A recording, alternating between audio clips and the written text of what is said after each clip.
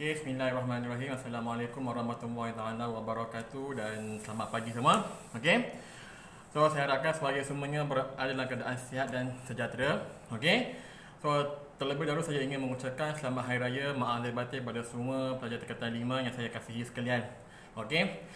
So, walaupun kita masih lagi berada dalam minggu cuti sekolah, okay, kalau ikutkan takvim kamu kan sekarang kamu berada di cuti penggal kedua, okay, sehingga 6 Jun ini.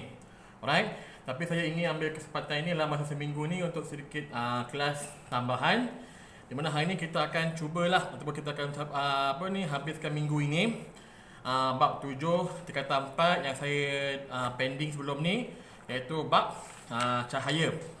Okey. So anda semua boleh rujuk pada buku teks tingkatan 4 yang saya dah bagi sebelum ni dalam bentuk PDF tersebut. Okey. So hari ini kita tengok kepada unit 7.1 iaitu pembentukan image. Okey.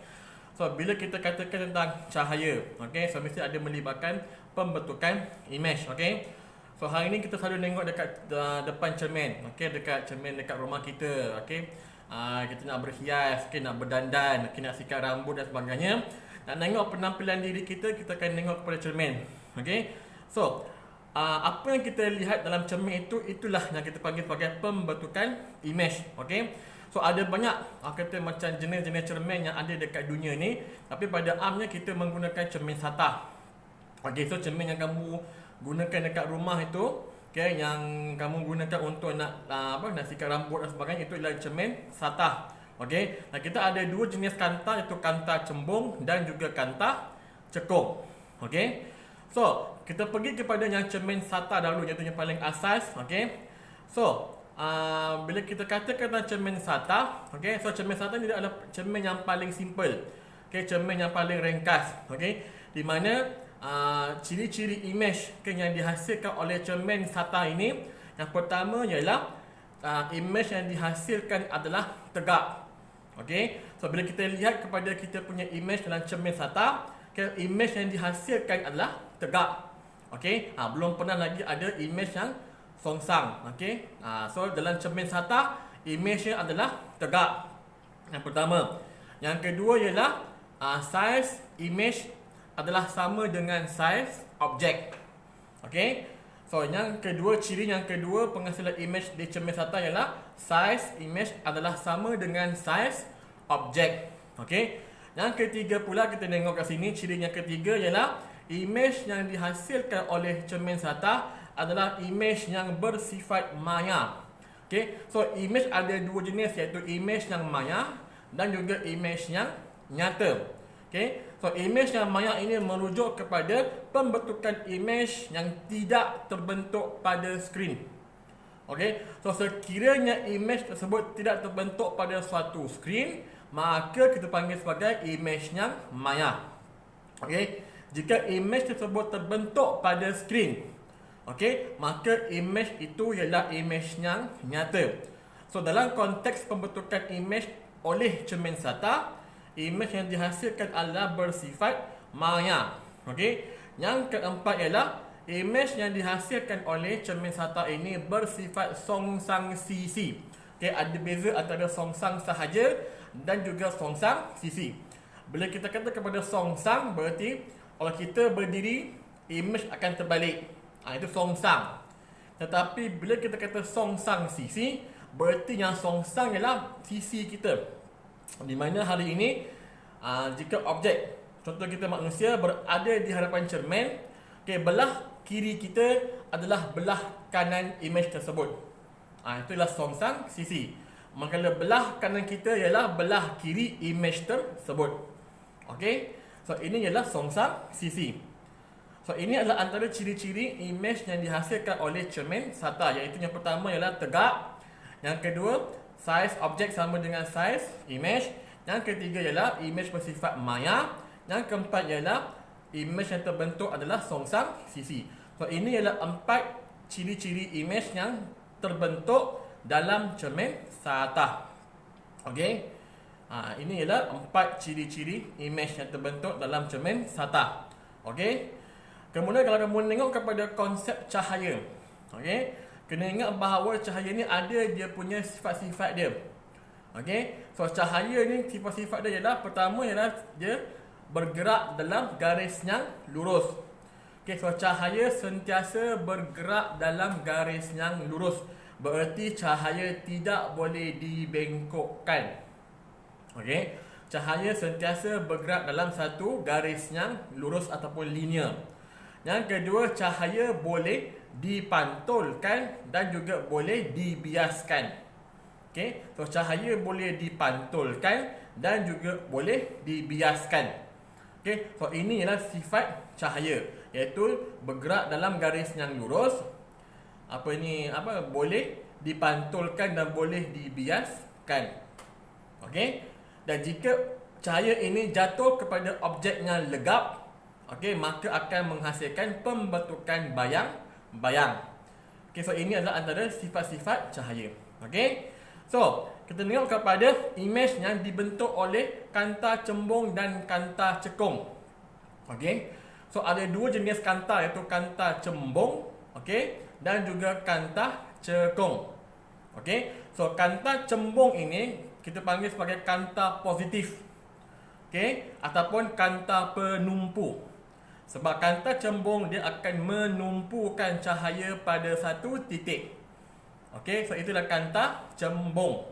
Okey, manakala kanta cekung, okey, kanta cekung ialah kanta negatif. Okey, ataupun dipanggil sebagai kanta pencapah. Sebab apa sahaja cahaya yang melalui kanta cekung akan dicapahkan.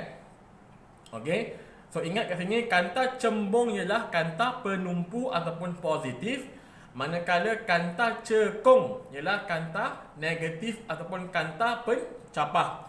Okey, so ini ialah dua jenis kanta yang kita gunakan dan kita aplikasikan dalam pelbagai pembuatan alatan optik seperti cermin mata, teleskop, okey, mikroskop, okey, dan lain-lain lagi. Okey, so secara amnya, okey, kita tengok kepada apakah sifat-sifat ataupun ciri-ciri imej yang dihasilkan oleh kanta cembung dan juga kanta cekung.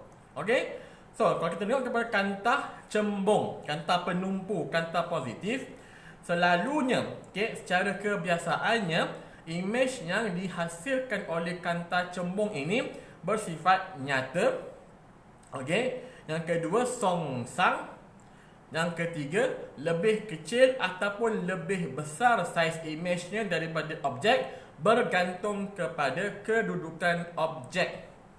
Okey, so berarti kat sini bergantung kepada kedudukan objek daripada kanta, imej yang dihasilkan boleh menjadi lebih besar ataupun lebih kecil daripada objeknya. Okey, so walaupun saya katakan bahawa kanta cembung ini secara amnya menghasilkan imej yang nyata, tetapi ada juga keadaan di mana kanta cembung akan menghasilkan imej yang maya. So semuanya bergantung kepada kedudukan objek daripada kanta. Okey, kemudian kita tengok kepada kanta cekung, kanta negatif, kanta pencapah. Okey, secara amnya sifat-sifat imej yang dihasilkan oleh kanta cekung, okey, bergantung kepada kedudukan objek daripada kanta. Selalunya imej yang dihasilkan oleh kanta cekung ini, pertama ialah maya, yang kedua ialah imej yang tegak, yang ketiga ialah imej lebih kecil daripada objek. Okey, so walaupun berbeza-beza kedudukan objek daripada kanta, tetapi kanta cekung sentiasa menghasilkan imej yang maya, imej yang tegak dan juga imej yang lebih kecil daripada saiz objek. So, untuk kanta cekung ni senang nak ingat, dia punya sifat-sifat imej yang dihasilkan. Okey, kemudian kita tengok kepada rajah sinar. Okey, dalam konteks nak melihat, okey, perubahan ataupun penghasilan imej yang dihasilkan oleh sesuatu kanta, pertama kita kena faham tentang rajah sinar. Sebab nanti dalam SPM kamu akan diberi soalan berkenaan dengan rajah sinar. Sama ada mereka akan bagi dan mereka suruh kamu taksirkan apakah jenis imej yang dihasilkan, ataupun kamu kena lukis rajah sinar mengikut skala yang tepat. Okey, so kita akan tengok kepada bagaimana hendak melukis rajah sinar.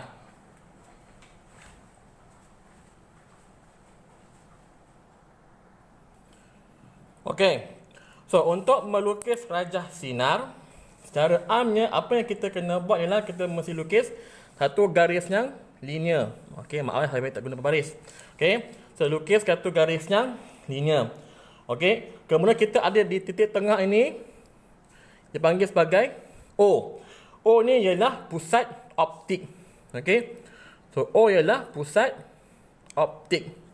Okey. So, pusat optik ialah pusat geometri kanta. So, kanta akan berada di sini. Okey. Akan berada di tengah-tengah ini. Okey. Kemudian kita ada lagi satu label iaitu F.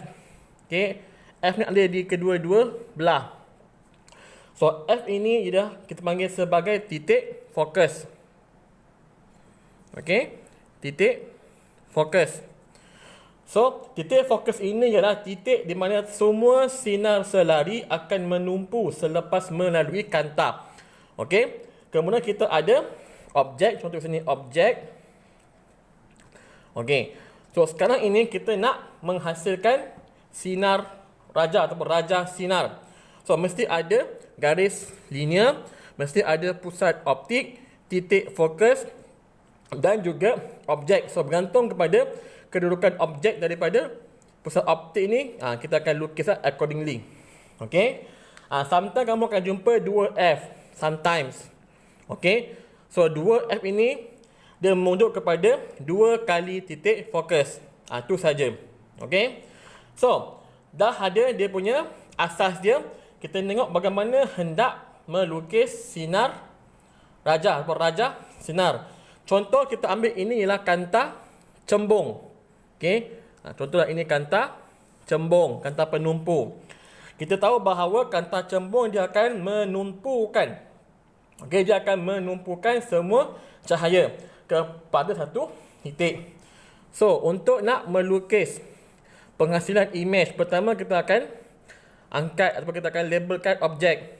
Okey, simple. Kemudian kita dengan menggunakan pembaris, okey, kita lukis satu garisan yang selari sehingga kamu sampai dekat titik ataupun pusat optik. Okey. Kemudian kita akan lukis garis yang seterusnya di mana dia akan merentas ataupun memotong titik fokus iaitu F.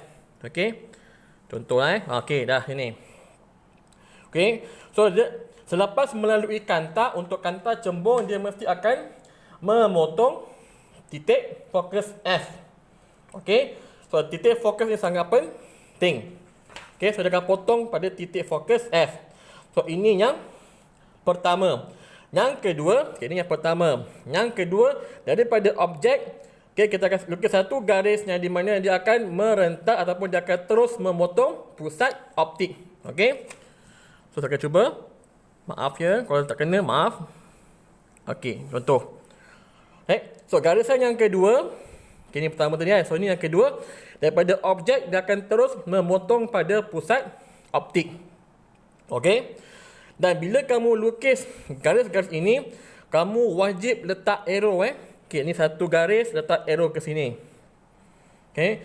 Garisan yang kedua tadi pun letak arrow. Sama lah, kat sini boleh, kat sini boleh. Okey. The same thing daripada objek terus memotong pusat optik pun mesti lukis dia punya arrow kecil dia. Satu. Okey, ataupun sini boleh, sini pun boleh. Mesti lukis arrow. Kalau kamu tak lukis arrow, kamu akan ditolak markah. Okey. So, ini ialah garisan dia. So, garisan yang pertama dia akan selari mengena pada pusat optik dan akan terus memotong titik fokus. Yang pertama. Yang kedua, daripada objek dia akan terus memotong pusat optik. So, mana image dia? Image adalah tempat persilangan hasil daripada dua garis tadi, iaitu di sini. Okey. So, ini ialah image-nya. Dan kita daripada sini kita akan buat arrow sini dan kita akan naik ke atas ni. Okey, kena pada garisan selari tadi. So, image ini. Okey. So, apa yang kita bergambarkan ialah image yang dihasilkan ini ialah bersifat songsang. Okay, objek tegak kan. Dekat sini dia terbalik. So, ya, songsang. Okey, lagi apa? Kita tengok kalau kita ada pembaris, kalau kita ukur kalau saya tengok kepada saya punya gambar ni, saya boleh kata fairly image ni dia punya size-nya mungkin sama. Contoh. Okey, dapat pun sama kan? Okey. Sebab apa? Sebab size image oleh kata cembung ni dia bergantung kepada jarak ataupun kedudukan objek daripada pusat optik. So boleh lebih kecil, lebih besar ataupun sama. Okey. Yang ketiga ialah kita tengok dia adalah image yang nyata. Sebab dia terbentuk di sebelah sini. So apa kalau objek di sini, image di sebelahnya, so ini panggil image yang nyata. Okey. So ini ialah kantah cembung. Kalau kamu tengok pada muka surat 160 buku teks kamu, kamu akan dapati dia ada lukiskan Raja Sinar bagi kata cembung. Okey.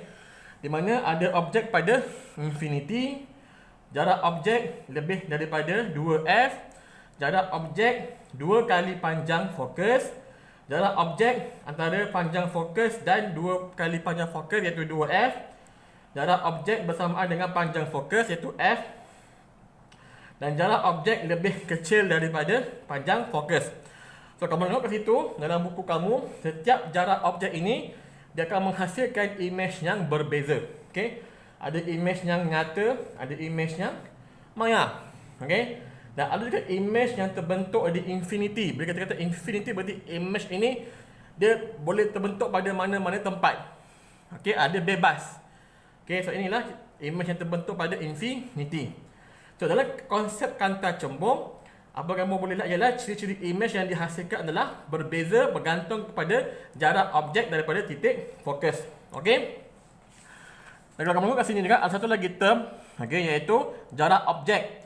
So jarak objek ialah jarak antara objek dengan kantah. So kalau di sini, okey, objek ke kantah ini kita bagi sebagai jarak objek yang dilabel dengan U kecil. Okey. Manakala jarak image daripada titik fokus, so daripada apa? Pusat optik, maaf, kita panggil sebagai jarak image iaitu V. So U merujuk kepada jarak objek, V merujuk kepada jarak image daripada pusat optik. Okey. So ini ialah sinar raja atau raja sinar bagi penghasilan kantah cembung. So dia sentiasa menumpu. Kalau kantah cekung dia sedikit berbeza. Okey, sama juga kita ada garisan yang lurus, kita ada pusat optik. Okey. So kita ada kantah cekung, cekung sama sini kan. Okey. Makna yang buruk. Kita ada F iaitu titik fokus yang wajib mesti ada. Okey. So, let's say kita lukis objek di sini. Okey, ini adalah objek. Okey. So, untuk kantah cekung, dia adalah kantah pencapah, kantah negatif. So, untuk kantah cekung, kamu kena faham cahaya yang melalui kantah cekung akan sentiasa mencapah. Okey. So, untuk garisan yang pertama, daripada objek bila sampai dekat pusat optik kantah, cahaya ini dia akan dia akan mencapah. Okey. Tetapi apa yang berlaku bila dia mencapah ke sini, yang cahaya di belakangnya akan memotong titik fokus. So kita akan lukis dalam bentuk garisan putus-putus. Okey, dia akan memotong titik fokus. Okey. So lukis arrow, jangan lupa. Arrow 1, arrow 2. Okey. Kemudian untuk garisan yang kedua yang dia akan memotong pada titik fokus. Okey. So dia akan memotong pada titik fokus. Sama juga macam yang tadi kata cembung. Okey, ini yang pertama. So yang kedua sama juga, dia akan memotong pada titik fokus. Sorry. Okey. Okey. So jangan lupa arrow 1, arrow 2, arrow. So ini garisan yang kedua. Okey. So untuk kata cekung dia special sikit. Sebab apa? Sebab yang pertama ini dia yang garisan cahaya yang pertama ini dia akan mencapah. Tapi cahaya di belakang akan memotong pada titik fokus. Okey. Ini kena noted. So yang ini saja kamu kena lukis dengan garisan putus-putus. Tu daripada sinar yang kedua daripada objek memotong pusat optik, dia akan sama macam yang tadi cembung juga. Okey, garisan yang kedua. So mana image-nya sama juga pada persilangan daripada dua apa ni, line pertama dengan line kedua, dia punya titik silang di sini. So ini ialah image-nya. Okey. So image yang dihasilkan dalam gambar ini ialah, pertama ialah image bersifat maya. Sebab apa? Sebab dia terbentuk bukan pada screen, dia terbentuk di sini. So apa saja image yang terbentuk pada bahagian yang sama dengan objek. Okey, so ini ialah image yang dipanggil sebagai image yang maya. Okey, jika terbentuk di tempat lain, kalau ni objek, sini image macam tadi kat cembung, so image tu ialah nyata. Okey. So dalam gambar ini yang dihasilkan oleh kata cekung, image ialah maya. Kemudian size dia ni panjang kan. Contoh kalau ini 2-3 cm. Okey, mungkin sini 1 cm contoh. So image ialah lebih kecil daripada objek. Dan yang ketiga ialah kita tengok kepada dia punya kedudukan. Okey. So sini objek tegak, image pun tegak sama. So ialah tegak. Okey, so ini adalah ciri-ciri image yang dihasilkan oleh kanta cekung. Okey. So saya harap kamu semua jelas bagaimana nak melukis sinar raja atau raja sinar. Okey.